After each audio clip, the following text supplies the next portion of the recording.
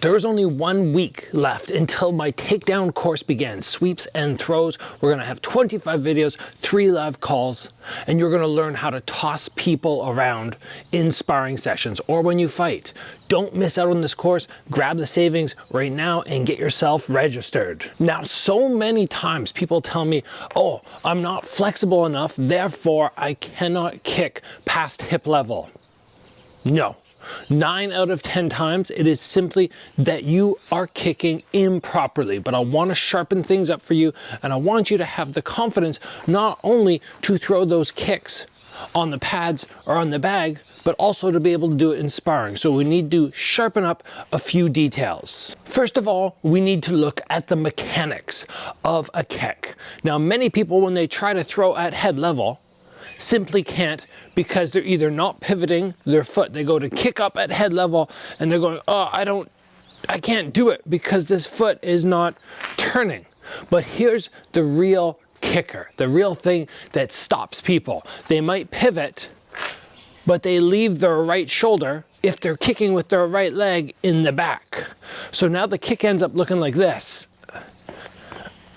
Or if they pivot, like that, and that is going to limit how high you can lift your leg. Look at me against the wall. I pivot, I start lifting my right leg up, but I pull my right shoulder back. That's about as high as I can go. Once this shoulder comes in front, now I can lift it so much higher. So make sure you're getting your pivot, make sure you're rotating your body entirely, and then from there, you can sweep that leg right through. That's really where most people struggle. They're just very simply not doing the technique right. And if your whole body moves as one, you're very, very mechanical with it. I turn, my body follows, whoop. All of a sudden now, you just have to go through some motions to help yourself to be able to do these kicks correctly. So what motions are we going to practice? Well, number one, either with a wall for balance or without, I would suggest you get your chest facing one direction. You take your knee, you put it off on a 90-degree angle from where your chest is.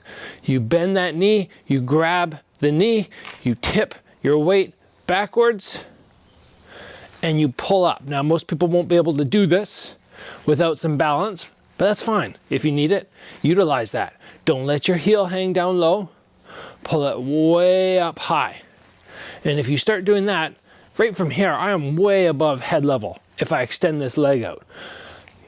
Do the other side, pick it up, tip backwards, hold it there. Those two motions on both sides there, it's gonna help you so much. But the technique, getting that little motion down, is also gonna help you so much.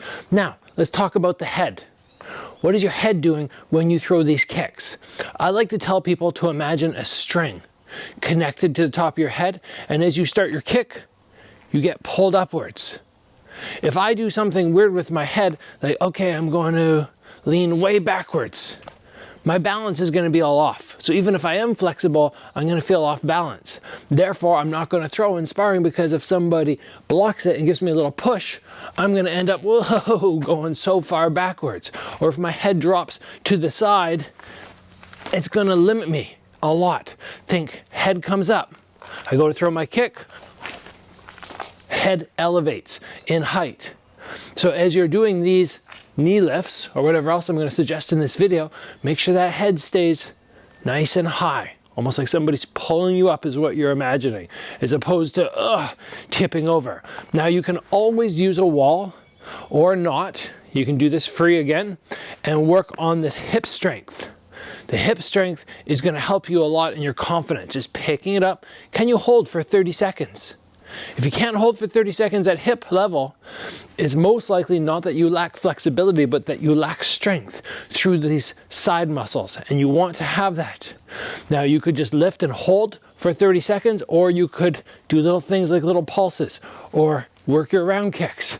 And while we're not fighting in a style, most likely that involves these little flicky kicks, it does help. It helps the stability through here, the strength through here, and plus you're getting to practice your extension and your rechamber, which we have to do anyway when we throw our kicks. So you put all that together and all of a sudden you can start building a kick that has a good foundation, good strength, and then you can start letting things sail through with no big issues. Simple as that. The number of times again that I've had people say I can't kick at hip level, they come in for a session with me and all of a sudden, yeah, they can kick at hip level. Within 20 minutes or a half hour, I'm going, your flexibility did not improve during that small time. What did improve was your technique. Always look at that first.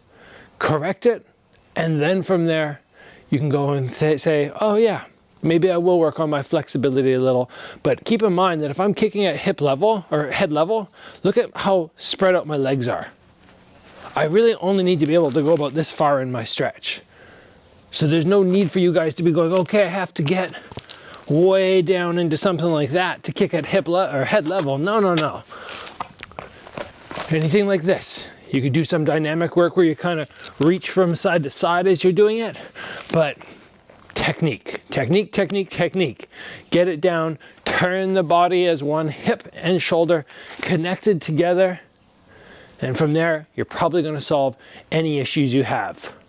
Let's call it to everybody. I hope to see you on Monday. Signed up for this course, sweeping people, catching kicks, throwing them down. Fundamentally, it is much more difficult to sweep somebody than it is to punch them. But if you can toss them to the floor using awesome technique and this big brain, everything else seems very easy in comparison. So you want to have this skill set down. Hope to see you there for the live calls, which will be happening on the Thursdays throughout this 5-week course.